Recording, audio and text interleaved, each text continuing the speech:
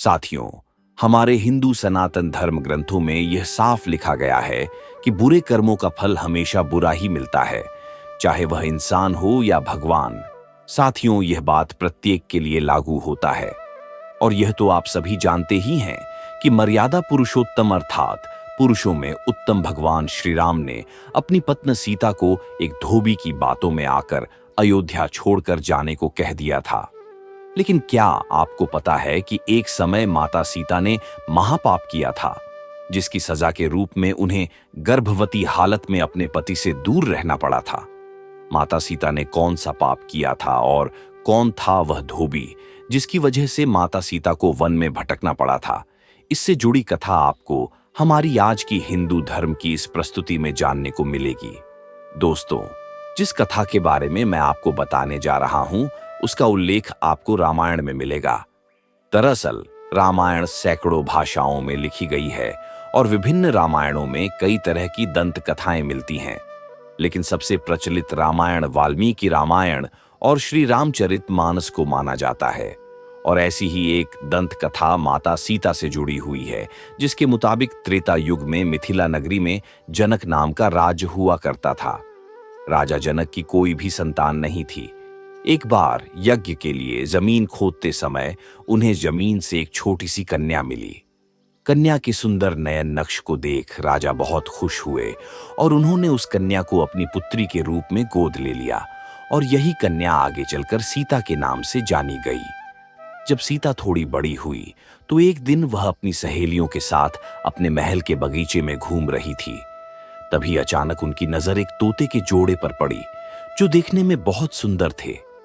तोते का वह जोड़ा एक पेड़ पर बैठकर सीता जी के बारे में ही बातें कर रहा था।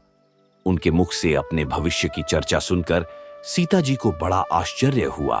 कहते हैं कि उनमें से मादा तोता बोल रही थी कि पृथ्वी पर श्री राम नाम से विख्यात एक बड़े सुंदर राजा होंगे और उनकी महारानी का नाम जानकी होगा।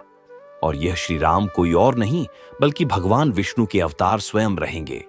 श्री राम देवी जानकी के साथ कई वर्षों तक राज करेंगे। धन्य है वह जानकी देवी और धन्य है वह भाग्य जिनको प्रभु श्री राम जैसे राजा मिलेंगे। एक साधारण तोते के मुख से अपने भावी पति का नाम सुनकर माता सीता अचंभित हो गईं। उन्हें अपने बारे में और जानने की जिज्ञासा हुई। इसलिए माता सीता ने अपने महल के पहरेदारों को बोलकर दोनों पक्षियों को पकड़ लिया और फिर दोनों को पुचकारते हुए पूछा, तुम दोनों पक्षियों को भविष्य के बारे में इतना ज्ञान कहां से प्राप्त हुआ? तब पक्षियों ने बताया कि इससे पहले वे आशी वाल्मीकि के आश्रम में रहते थे, जहां हर रोज राम और सीता के जीवन के बारे में बताया जाता है। इसलिए हमें उन दोनों के बारे में हर चीज कंठस्थ याद हो गई है। सीता जी ने जब यह सुना तो उन्होंने सोचा कि ये दोनों पक्षी अत्यंत ही चमत्कारिक हैं। क्यों न मैं इनसे लाभ उठाकर अपने जीवन से जुड़ी सारी बातें पूछ लूं। यही सोचकर माता सीता दोनों पक्षियों से कहती हैं कि तुम दोनों बहुत सुंदर हो। देखो, तुम दोनों को डरने की जरूरत नहीं है। मैं तुम्हें कोई नुकसान नहीं पहुंचाऊंगी। तुम बस मुझे यह बताओ कि राम कौन है और उनका विवाह जानकी से कैसे होगा।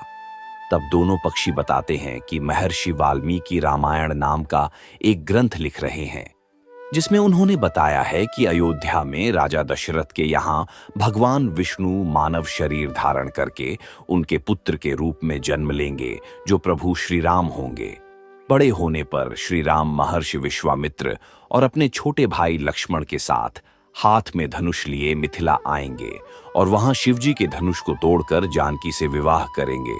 इतना सुनने के बाद माता सीता उन दोनों पक्षियों को बताती हैं कि जिस जानकी के तुम लोग बात कर रहे हो वह मैं ही हूं।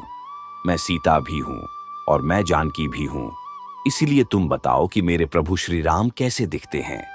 इस पर नर तोता माता सीता को बताता है कि श्री रामचंद्र का मुख कमल के समान सुंदर है।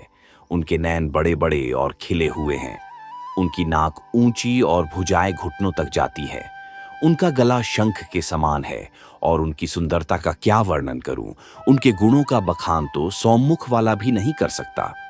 इतना सुनकर देवी सीता पुनः उनसे एक सवाल पूछती हैं और वह तोते का जोड़ा फिर से उनके सवालों का जवाब देता है। इस तरह देवी सीता जी सवाल पूछती जाती हैं और तोते का वह जोड़ा जवाब देता रहता है। लेकिन एक समय के बाद दोनों तोतों की बातें सुनकर सीता जी के मन में लालच आ गया। इसलिए वह दोनों पक्षियों से कहती हैं कि जब तक मेरा विवाह नहीं हो जाता, तुम दोनों मेरे साथ राजमहल में रहोगे और तुम्हें वहां सारी सुख सुविधाएं मिलेंगी। सीता जी की बात सुनकर तोते का जोड़ा घबराया। नर तोता माता सीता से कहता है कि हे जनक पुत्री, हम आकाश के पक्षी हैं, पिंजरे में बंद रहकर हम जीवित नहीं रह पाएंगे, इसलिए आप हमें आजाद कर दीजिए। नर तोते की बहुत ज्यादा विनती करने पर माता सीता ने नर तोते को छोड़ दिया, लेकिन मादा तोते को नहीं छोड़ा और कहा कि अब यह मेरे साथ रहेगी। इस पर नर तोता माता सीता से कहता है, मेरी पत्नी गर्भवती है, इसलिए ऐसे समय में उसको जाने दें। हम दोनों एक दूसरे का वियोग सहन नहीं कर सकते, इसलिए आप मेरी पत्नी को जाने दीजिए। लेकिन माता सीता ने नर तोते की एक भी ना सुनी। इस पर मादा तोता माता सीता से गर्भित होते हुए कहती है, मैं गर्भवती हूं, आप मुझ पर तरस खाएं, मुझे जाने दें। मैं अपने स्थान पर जाकर बच्चे पैदा करूंगी और आप चाहेंगी तो उसके बाद मैं फिर से यहां आ जाऊंगी। लेकिन देवी सीता अभी भी मादा तोते को छोड़ने को तैयार नहीं थीं। इस पर मादा तोता को गुस्सा आ गया और वह माता सीता को शाप देती हैं कि जिस तरह तुमने गर्भावस्था में मेरे पति से मुझे अलग कर दिया है, वैसे ही गर्भावस्था के दौरान तुम्हें भी पति वियोग सहना पड़ेगा। इतना कहकर मादा तोता वहीं अपनी प्राण त्याग देती है। माता तोता के प्राण त्यागने के कुछ समय बाद नर तोता भी अपनी पत्नी के वियोग में प्राण त्याग देता है। लेकिन प्राण त्यागने से पहले वह माता सीता से कहता है कि तुमने जो कर्म किया है, तुम्हें उसकी सजा मिलकर रहेगी और तुम्हें सजा दिलाने के लिए मैं मनुष्यों से भरी श्री राम की नगरी अयोध्या में इंसान रूप में जन्म लूंगा। मेरे ही कारण तुम्हें पति के वियोग का दुख उठाना पड़ेगा। बताया जाता है कि अगले जन्म में यह तोता वही धोबी था जिसने माता सीता के चरित्र पर उंगली उठाई थी, जिसके बाद प्रभु श्री राम ने देवी सीता को गर्भावस्था के दौरान त्याग दिया था। तब माता सीता वन में भटकते हुए महर्षि वाल्मीकि के आश्रम में पहुंची और वहीं पर उन्होंने लव और कुश को जन्म दिया। दोस्तों, देवी सीता के वियोग से जुड़ी एक अन्य कथा पुराणों में भी मिलती है। इसके अनुसार एक बार नारद मुनि ने अपने तप और ब्रह्मचर्य पर गर्व करते हुए यह दावा किया कि कामदेव भी उनकी तपस्या को भंग नहीं कर सकते। नारद जी की इस घमंड को तोड़ने के लिए भगवान विष्णु ने एक योजना बनाई। जैसे ही नारद मुनि यात्रा पर निकले, उन्होंने रास्ते में एक शानदार महल देखा। महल के छज्जे पर खड़ी राजकुमारी को देखकर नारद जी उस पर मोहित हो गए। यह सब भगवान विष्णु की माया थी, लेकिन नारद जी को इसका एहसास नहीं हुआ। राजकुमारी की सुंदरता से प्रभावित होकर नारद जी भगवान विष्णु की शरण में गए और कहा, हे प्रभु, कृपया मुझे अपना श्री हरि का रूप दीजिए ताकि मैं इस राजकुमारी से विवाह न कर सकूं।